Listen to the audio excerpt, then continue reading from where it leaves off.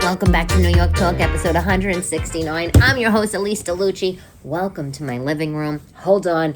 Let me get my seltzer. Okay. Polar. Cranberry lime. I'm a fan. Can we talk about that for a second? You know, Costco, before the pandemic, used to sell Polar, like the pack of 24, for $6.50, $6.75, something like that. You go to Costco now, they're charging 12 something, double the price, literally double the price. Anyway, fact of the day, tenement apartments.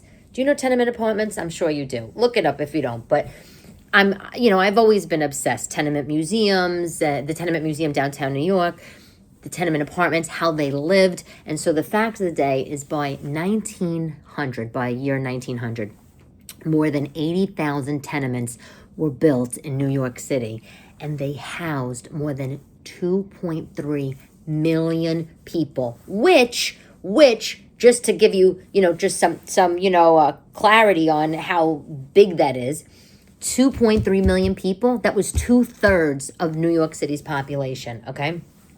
12 adults slept in one room. Sometimes, like these tiny rooms. I swear to God, some of the beds, they were made out of burlap sacks. The floor was filthy. Look, that's the fact of the day. But if you ever have a chance to go to the Tenement Museum in New York, it is totally worth it. I haven't gone just once. I've gone like 6,000 times. And it's downtown, and basically, you get a tour of a tenement apartment, and it takes you in. I think it's two families. One of the families is a Jewish family, and the other family is an Italian family.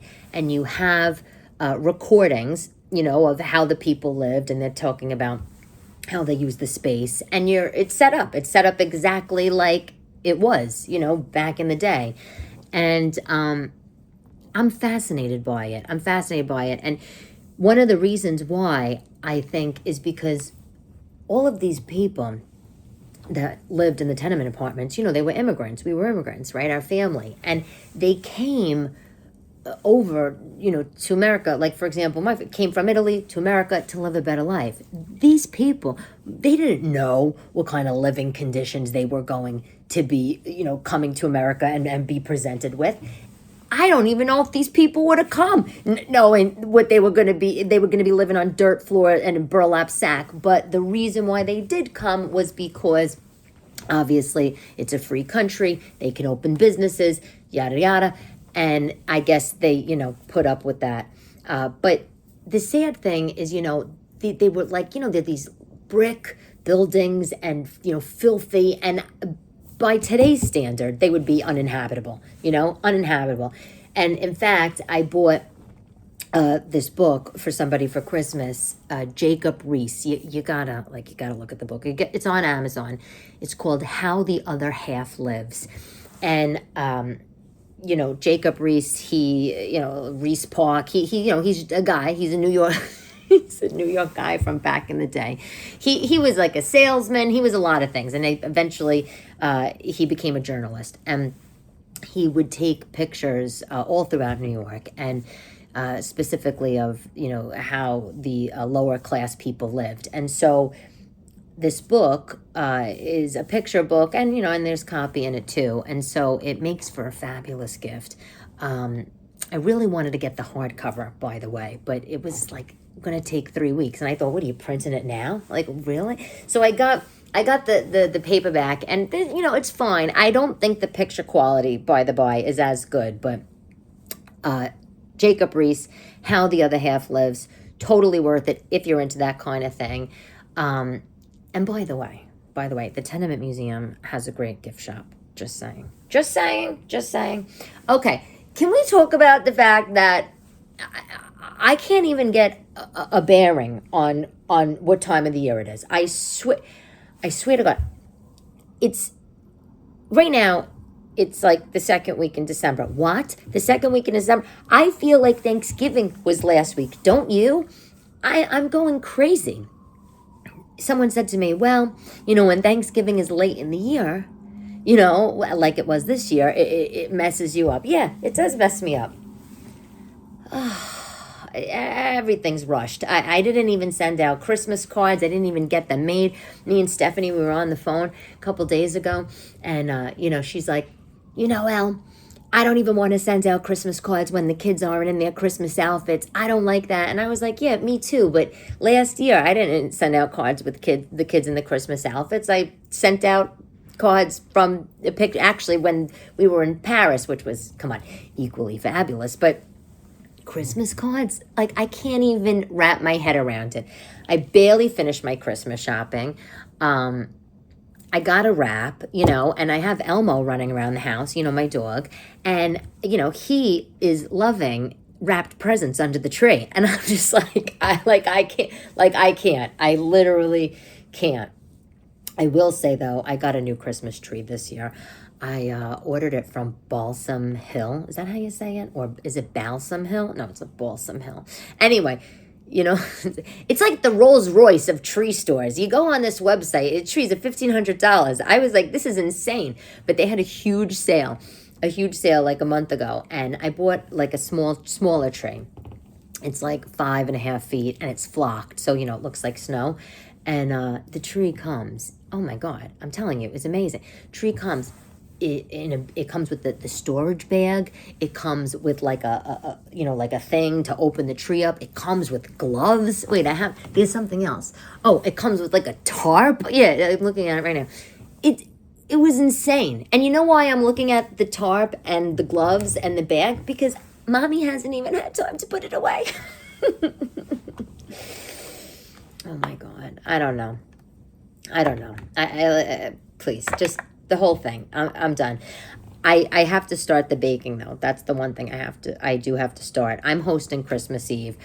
I usually every year for Christmas Eve, I take my daughters, when I was with the Tooth, we would go out for a really fancy Christmas Eve dinner on the Upper East Side. We would go to church first, then dinner, and then walk home. And it was always, so nice. And then after I got divorced, I still did that. Because my mother, she spends the holidays with like her husband's kids. It's like a whole thing. I mean, I could go if I want, but I don't want to go. Santa comes that night. I need to stay in the city. No one's coming to Manhattan, Christmas Eve, except this year, because I told my mother, I said, what are you so against me hosting the holidays for? Like, I said, this is what people do. I said, usually the holiday hosting gets passed down to the younger generation. I said, you don't ever want to come to the city. She's like, oh, it's so far. I mean, mind you, my mom lives in Florida now, but my sisters live in New Jersey. So we had a whole thing, and she is coming. So that'll be nice. I can't even tell you what I'm making. I mean, I'm going to do the fish. I texted my sister Allison, my middle sister, last night, and I said, you think we should do Chinese? And she was like, no. Chinese? What? I said, well, do something different. Listen, Wajil, Szechuan place on 2nd Avenue on 81st, my favorite Chinese restaurant. I loved Nancy Lee's Pig Heaven, and then they went out of business. Not only did they go out of business, they reopened as a Pig Heaven, but not Nancy Lee's Pig Heaven, because Nancy Lee had to obviously take her name off the thing, and she took her famous spare rib recipe with her. So that's that. Moving on. Now I had to go to Wajil. So I don't have Nancy Lee's spare ribs or her crispy prawns and walnuts. Nancy, I'm so mad at you. I want to track you down at like your mansion in New Jersey, but I'm not. So I told Allison, we'll do Wajil. It'll be nice. Get everything. I'll get the aluminum trays, the sternos, whatever. No, she said Italian. Okay, so that's what I'm gonna do. I don't know if I'm going to do all the fishes. It's a lot. That is a lot. I'm going to call a couple of fishmongers around and see what the deal is, get their holiday catering menu. If there were more people to help, it would be fine. But, I'm not going to be making like clams, like baked clams myself. Like, what am I, shucking clams? I'm shucking clams in Manhattan? Like, is that, like, get out of here, Please. My grandmother, on my father's side, we called her Nini. She used to make bacala on Christmas Eve. She would soak it in milk in the bathtub in her apartment. But, she liked to do the work. But she didn't do all the fishes either. I think she just did the bacala. And I guess I'm gonna do linguine and white clam sauce, baked clams, probably shrimp cocktail, maybe like lemon sole, like breaded or something. I'll put it like on a platter with like lettuce underneath it with like a few round, almost coined lemons. Make it nice. And maybe crab cakes. I don't know. We'll see. I'm saying all this, but a week from now, I could be a complete lunatic and just like, F it all, Chinese it is. Anyway, but yeah, I don't, I can't. How was your Thanksgiving? I'm hoping it was nice. We hadn't talked because again, everybody's crazy. I was with Chris's family in Cold Spring Harbor in Long Island, and it was nice, very nice. It was maybe like, I don't know, was it like 20, 25 people? You know what's funny about that family? They're quiet Italians. Quiet. They're the nicest people. Kind, welcoming, generous, food's great, beautiful home, whole thing. But they're quiet, like nobody's screaming. I'm not saying like my family's a bunch of gavones. Like we're not like a bunch of gavones, but like you can't even, like nobody, there's like a lot of talking, no communicating in my family. Like you're at the table, nobody's even, it's not even seeping in. Nothing is getting in the brain. It's just, it's like, I'll say pass this. What do you mean she said that? Like it's a whole, it's just Nobody talks. They just scream and yell, and it's a wild Italian house. In fact, my walls are thin in this apartment, so I'm a little nervous because I live in a pre-war building. The walls are supposed to be thick, but they're not. They're thin, and, that's going to just be really crazy on Christmas Eve. So everybody already thinks we're the loud house as it is. So, in fact, my apartment building had its holiday party, and all the people, they gather, and all the tenants, whatever, they gather and blah blah bits. And I apologized to a few people on my floor. I was like, I just want to let you know I'm so sorry if we're loud. I said, I know there's no other children on the floor. It's just, it's hard with the kids, getting them ready for school. And everybody was pretty nice. One woman, which I totally appreciate, she was like, no. She said, I don't mind. She said, it's like real life. You're a real family. You have a real life. And half the people in this building, they don't have real lives. Half of them, they don't even live here full time. So I appreciated that. Anyway, moving on. Luigi, like with the shooting, like on top of everything else, really, Luigi, you know what bothers me about this kid? The United Healthcare thing. A beautiful family, every opportunity in the world, right? Like Italian guy coming from, where'd he come from? Bethesda, Maryland or something? Gorgeous family, private school, valedictorian,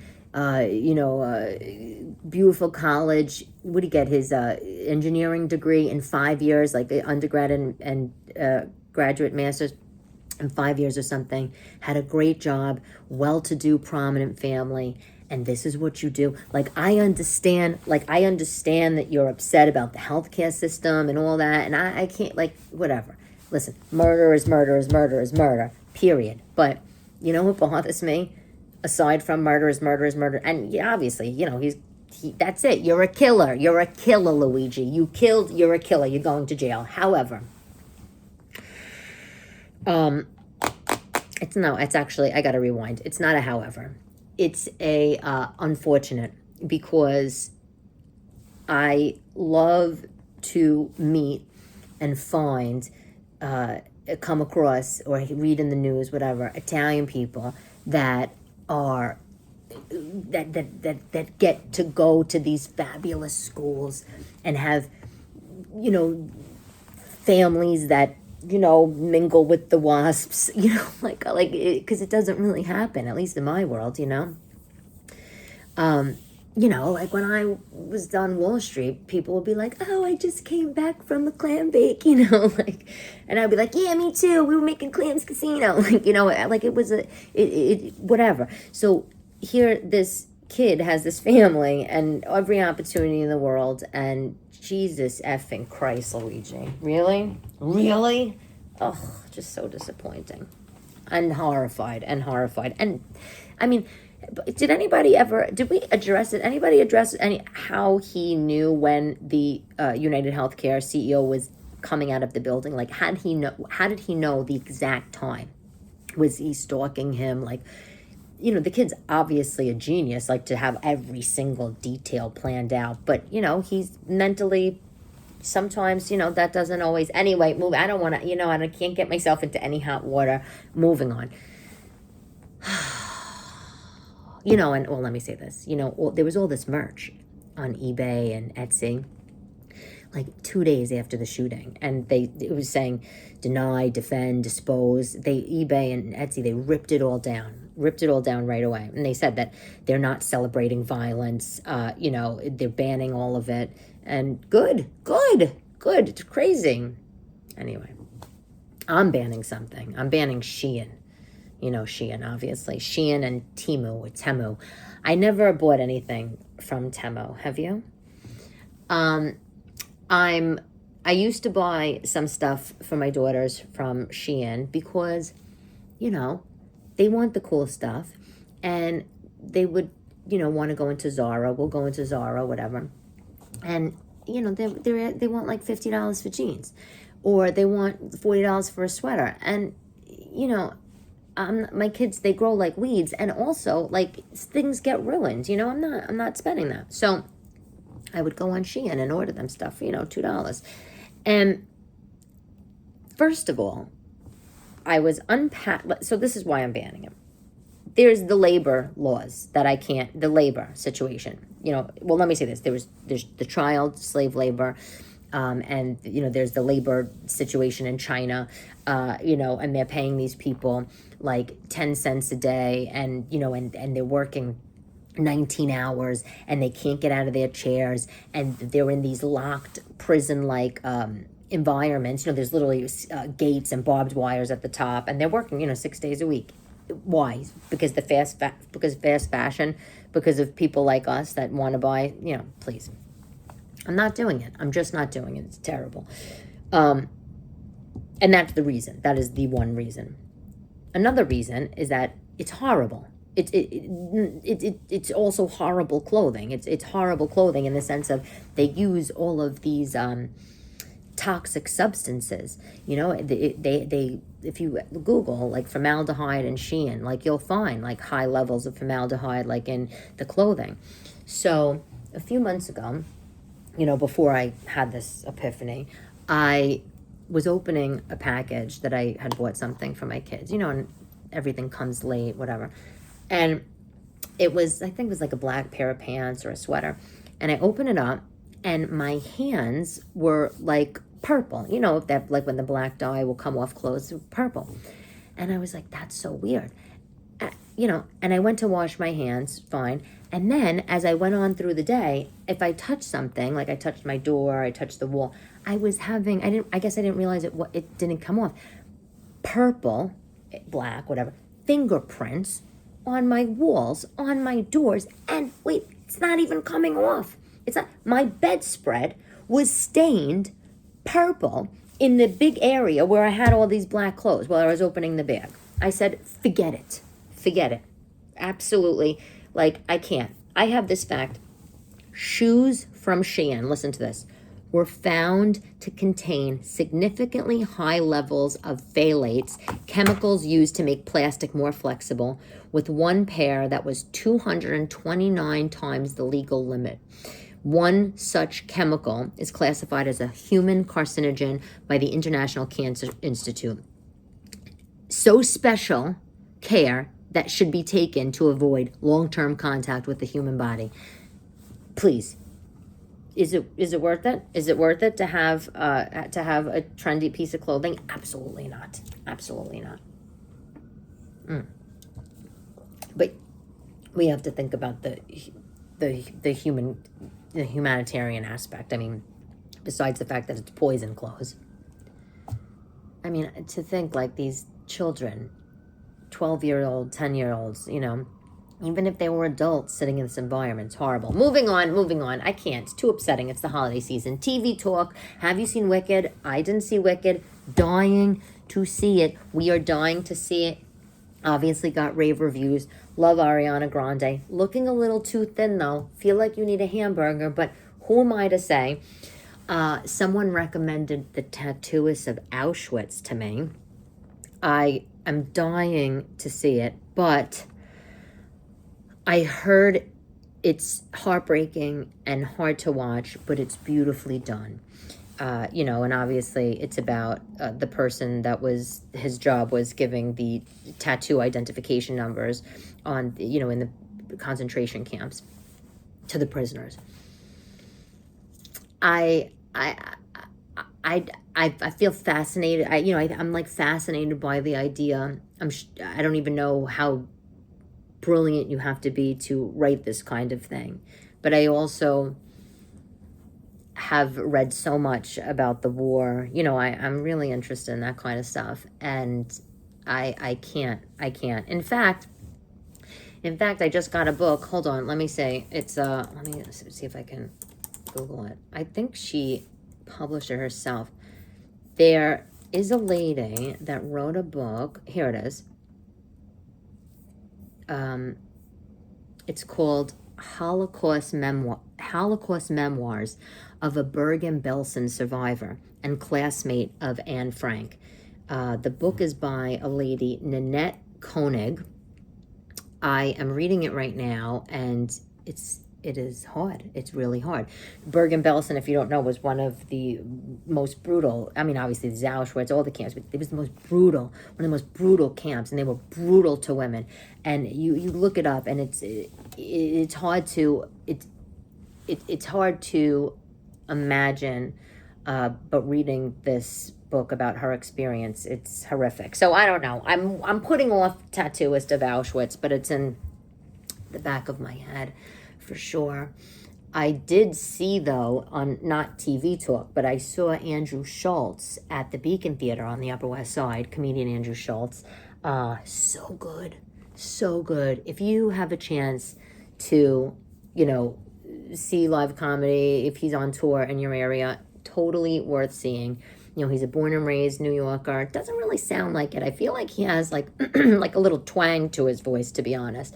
But just hilarious. Really, really hilarious. And we had great seats, and that was fun. And I saw Jim Gaffigan. He's dropped by Gotham. And I also was invited to this great Hulu party, because Hulu's now doing comedy specials. And so I got to hang out with Richard Kind and Bill Burr and, all these great people. And you're just like, wow, isn't that fabulous? Where's my Hulu special?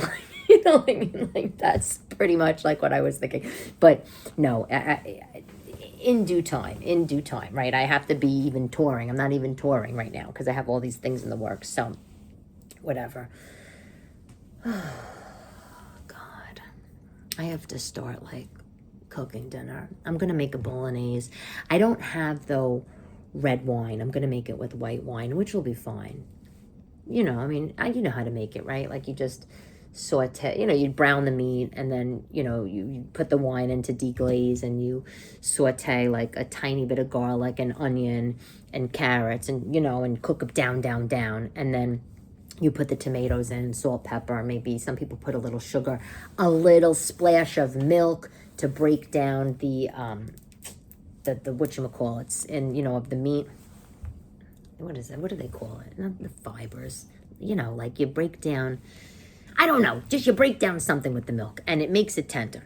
And you cook it for 2.5 hours. So, gotta do that. And I have this pappardelle that I've been dying to use, so it's gonna be a delicious dinner. Clearly, mommy's not on a diet. Just saying.